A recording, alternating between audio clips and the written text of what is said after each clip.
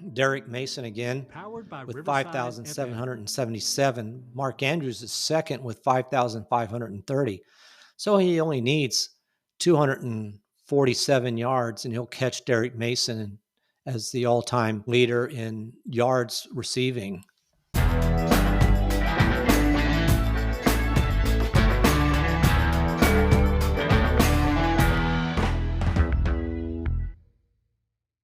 Welcome to Just the Stats NFL, the show that covers the NFL statistical leaders from the all-time greats to the current players leading the NFL. I am Ernie Jennings, your host, and we will be looking at the AFC North this time.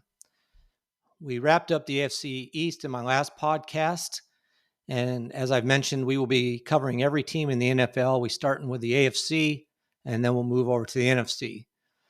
So, AFC North today in this podcast. So as I did in the previous division, I'll start with the first place team, which means we'll be talking about the Baltimore Ravens. The Ravens finished the year at 12-5, 6-2 at home, 6-3 on the road, and 4-2 in the division. So how does this team as a whole compare to past Ravens teams? And how do the Ravens players of 2024 hold up against the greatest Raven players of all time? That's what we're going to find out right now on this episode of Just the Stats NFL. So we'll start with the coach. And obviously, when you're looking at the coach, it's John Harbaugh. 2008 to 2024, 172 wins. Pretty good winning percentage of over 600. Brian Billick is second. He was a coach just prior to Harbaugh from 1999 to 2007. He had 80 wins. So really it's John Harbaugh. He's just going to keep improving on his win total going into this next year. So that's the coach. So let's move on to the players. And we'll start on the offensive side of the ball, and we'll start with the quarterbacks. Joe Flacco from 2008 to 2018 is the number one quarterback as far as yards go. He has 38,245. Lamar Jackson's second with 20,059, that is.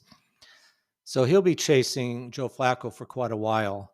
Those are the top two. There's nobody else even over 8,000. So those are your top two quarterbacks right now. When you're looking at TDs, Joe Flacco again with 212 touchdown passes. Lamar Jackson is second with 166. Again, the top two. So it'll be several years, really, actually, maybe not several years, but it will be some years before Lamar Jackson can catch Joe Flacco.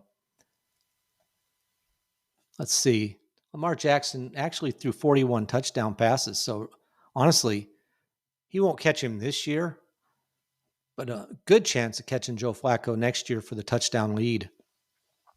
So that'll be something to watch in 2026.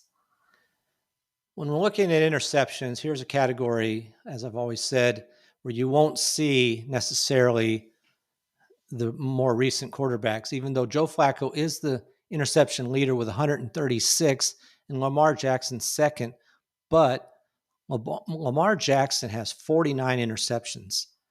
Both of them have a pretty good rate of interception percentage. Joe Flacco at 2.4%, but Lamar Jackson throws an interception at a 1.9% rate. That's very low. That's very impressive. So those are your top two as far as interceptions go. Again, dominated by those two players, and it will be that way. When it comes to sacks, it's the same thing. Joe Flacco's been sacked 333 times in his career with the Ravens, while Lamar Jackson's second with 192. And again, it's not a category that you want to see Lamar Jackson pass Joe Flacco, but he very well might because he's getting sacked at a little bit of a higher rate percentage-wise than Joe Flacco. Lamar Jackson's been getting sacked at a 6.9% rate versus Joe Flacco with a 5.5% rate. Now, of course, it's Lamar Jackson's style to run around more, so that can be part of it. But he may end up ultimately leading in this category as well. All right, Let's move on to the running backs, the best running backs for the Baltimore Ravens. And that is Jamal Lewis from 2000 to 2006. He ended up with 7,801 yards. Ray Rice from 2008 to 2013 had 6,180.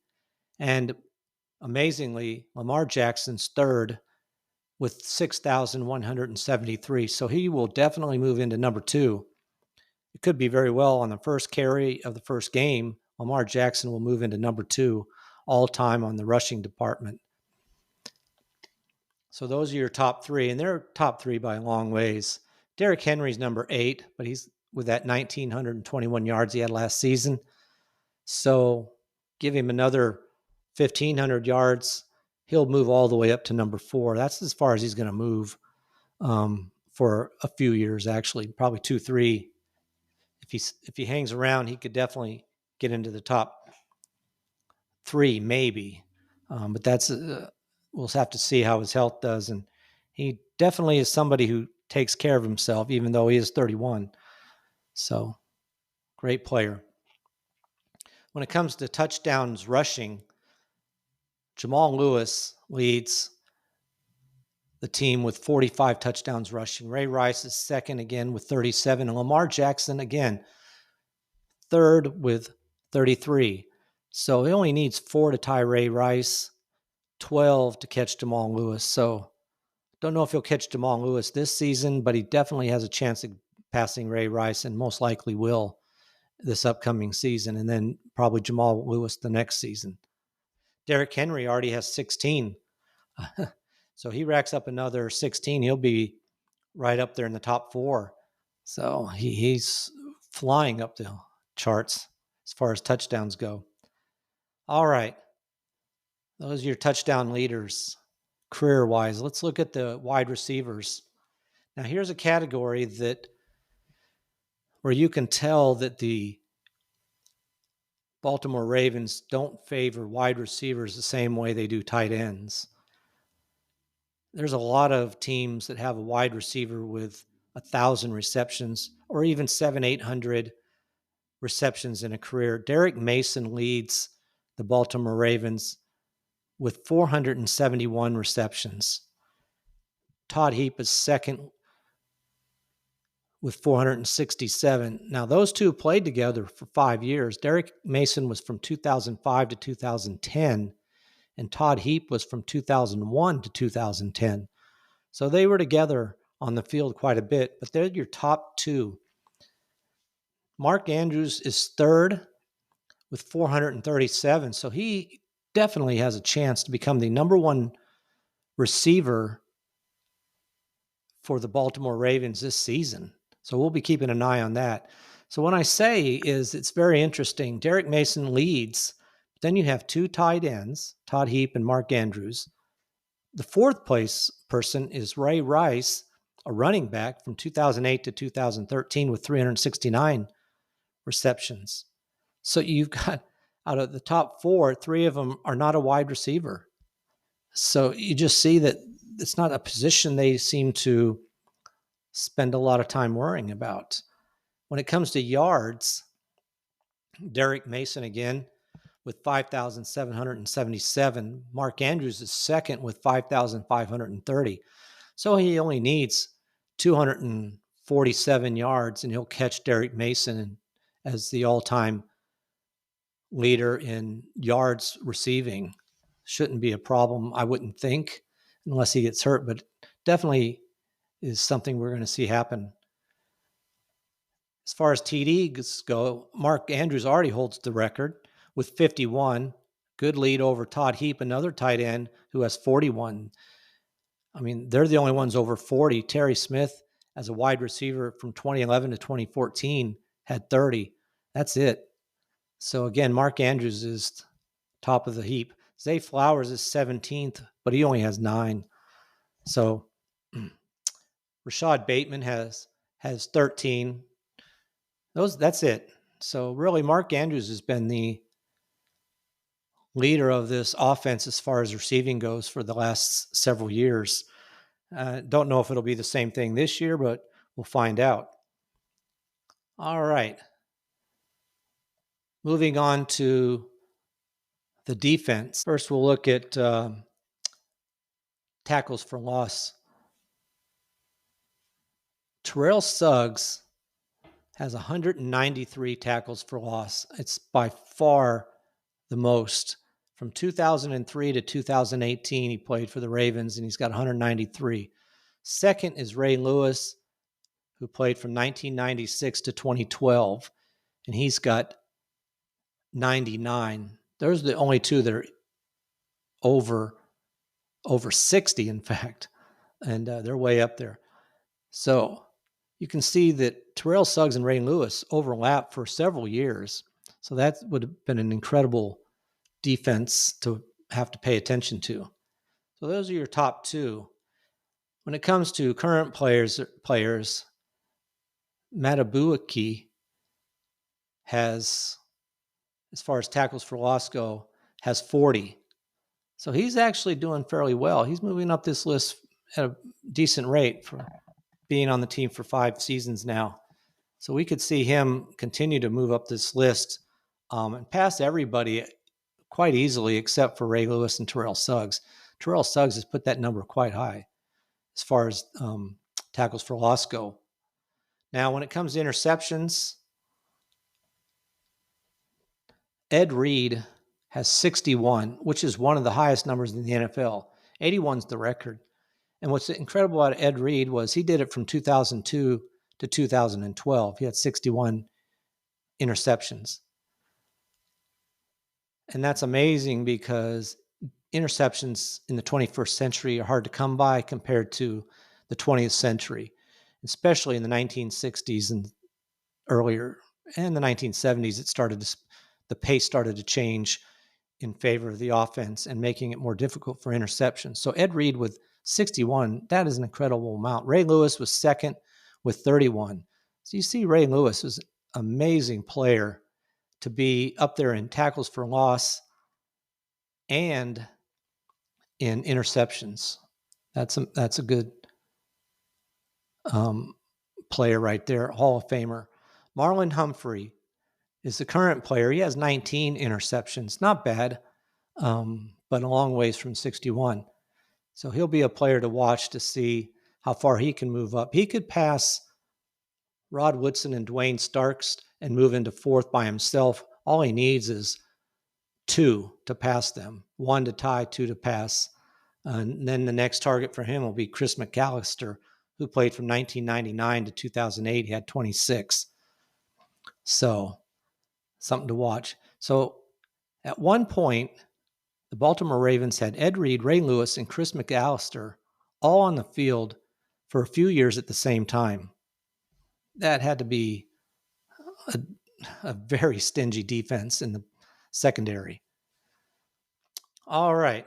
One other category, and a big category that is sacks. And Terrell Suggs, again, has 132.5 sacks, only one over 100. Peter Boulware has 70, and that's the second best. Terrell Suggs, like I said, from 2003 to 2018. Peter Boulware from 1997 to 2005. Currently, Matabuaki is the leader. He's at number 8 position right now, and he has 28 sacks so far. So if he had a good season, like say 10, he could move up as high as 5th.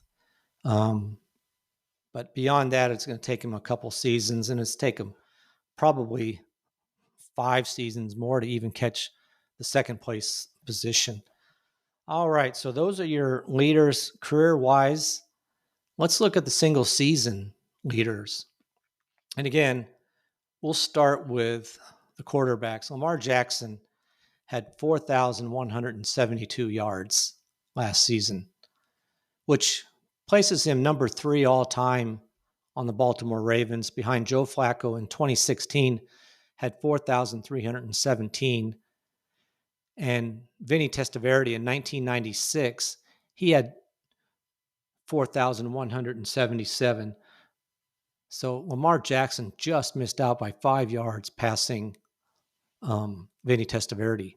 Now, Vinny Testaverde and Joe Flacco did it in 16 games, but still, Joe Flacco is primary person on this list. In fact, out of the top 11, he has 8 of the top 11 positions. But I think Lamar Jackson had a really good season. He definitely could break this record this year. He has a chance to do that.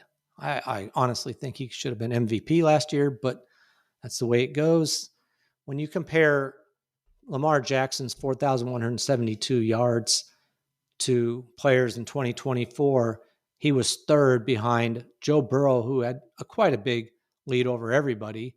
He had 4,918, and Baker Mayfield, who had 4,500 yards. And then Lamar Jackson was third.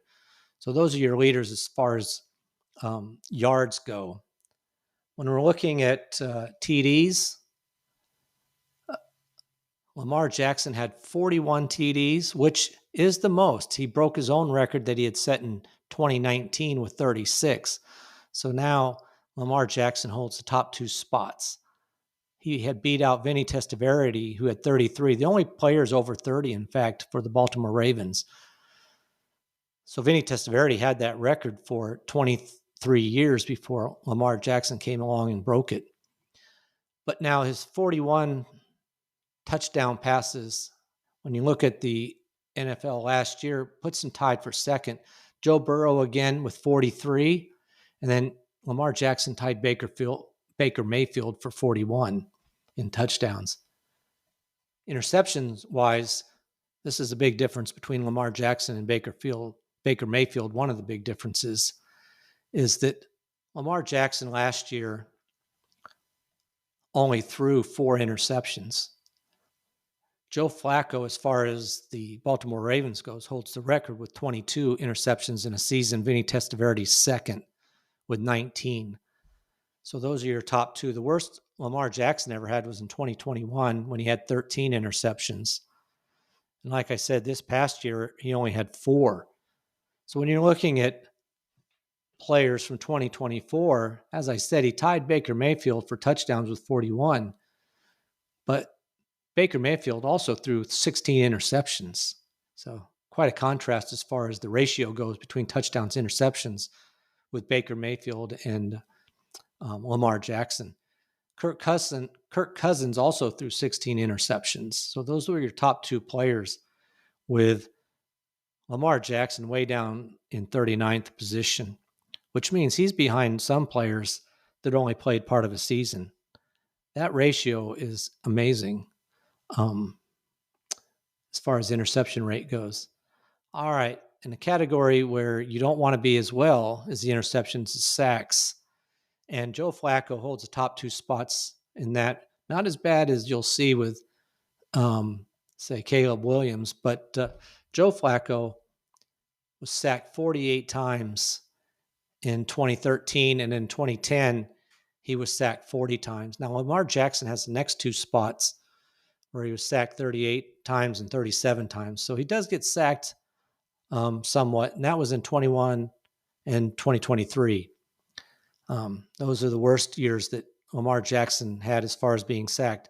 Last year, he was much farther down at 24th with only 23 sacks. So nice improvement for him as far as that goes. And when you compare his 23 sacks to players last season, Caleb Williams, a rookie for the Chicago Bears, was sacked 68 times. C.J. Stroud was second with 52, and Geno Smith had 50.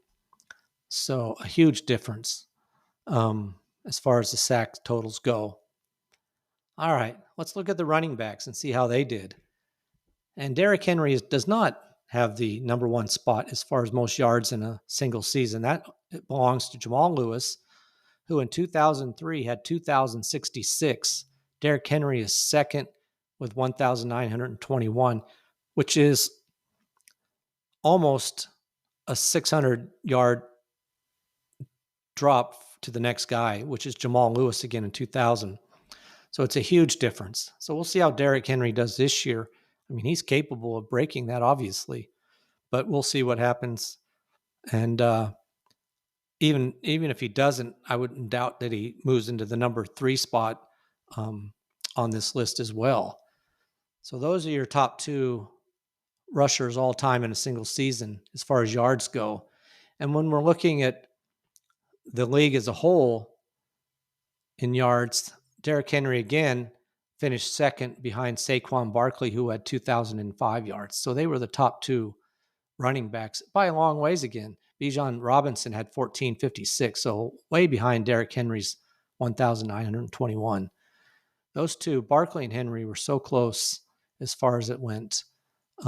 Only difference really being Barkley's coming out of the backfield for catching passes being the biggest difference between the two of them, really. All right. When it comes to touchdowns, Derrick Henry did move into the top spot all time for the Baltimore Ravens with 16, passing Jamal Lewis, who in 2003 had 14. So there's your top two. So Jamal Lewis held the record for 21 years, and Derrick Henry broke it just this past season. And when you look at Derrick Henry, as far as this past season against other NFL players, you'll see that he's tied for the lead. Derrick Henry, Jamar Gibbs, and James Cook all had 16 touchdowns.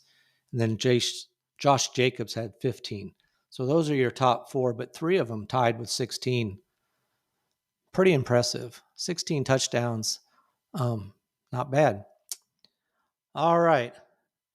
We'll move on to the receiving stats and look at those. The leading receiver for the Baltimore Ravens all time as far as receptions goes is Mark Andrews. He had 107 in 2021.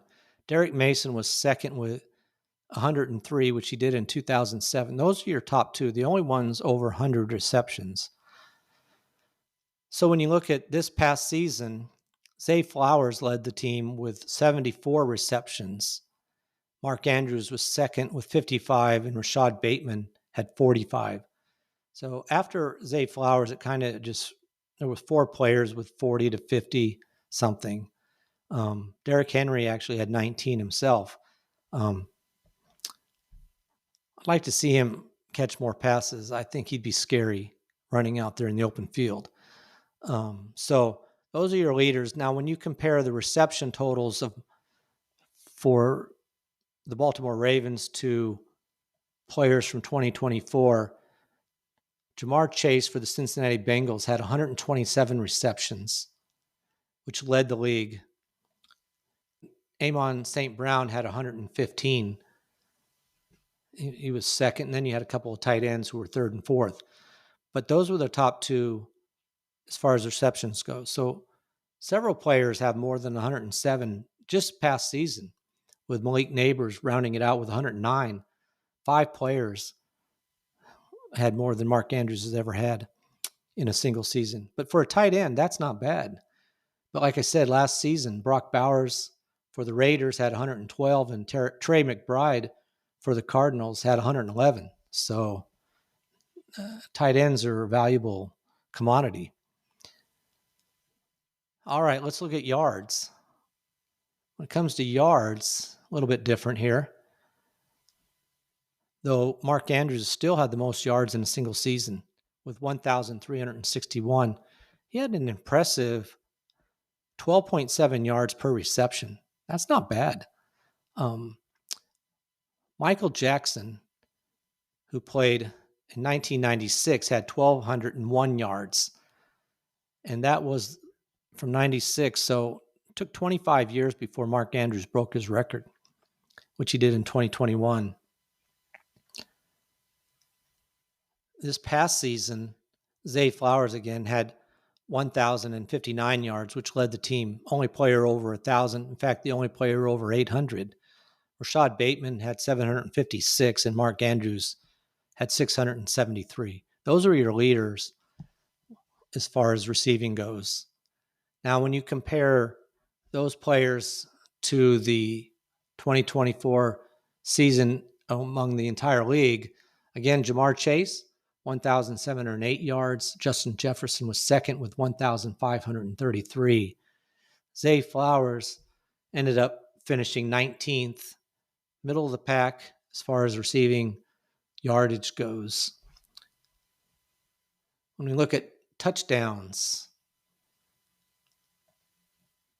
Mark Andrews had 11 touchdowns in this past season receiving, which puts him tied for second. Michael Jackson in 1996, the year when he had 1,200 yards, he had 14 touchdown receptions.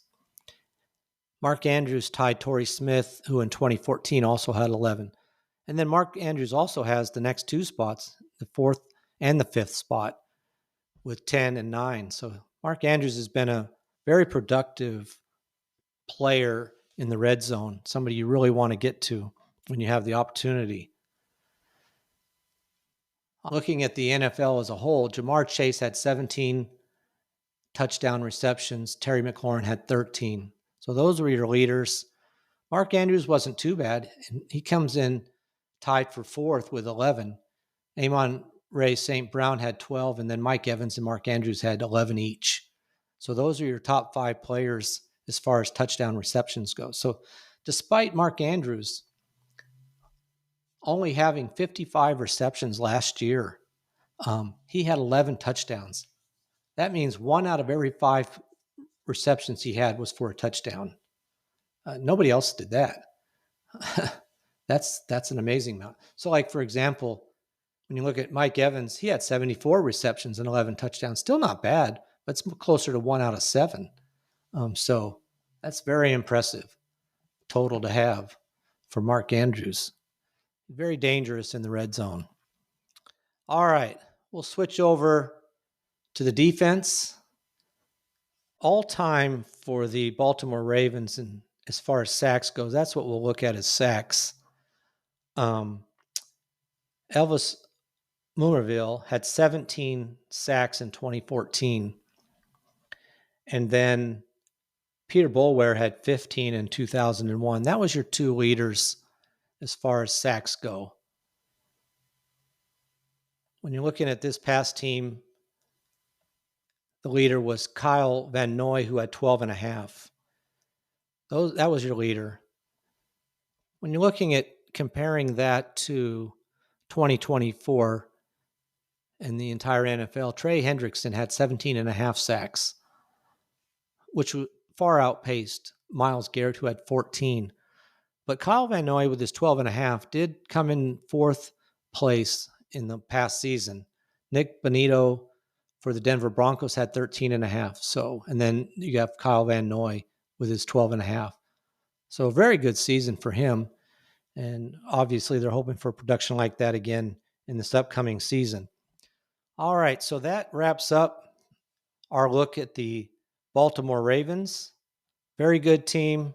I know they're disappointed that they didn't go farther than they did, but hopefully this year, if you're a Baltimore Raven fan, you see them moving farther up the divisional playoffs and moving into the Super Bowl. All right. That's a wrap on the Baltimore Ravens. Next week, we'll move to the second place team in the division, and we'll cover their stats.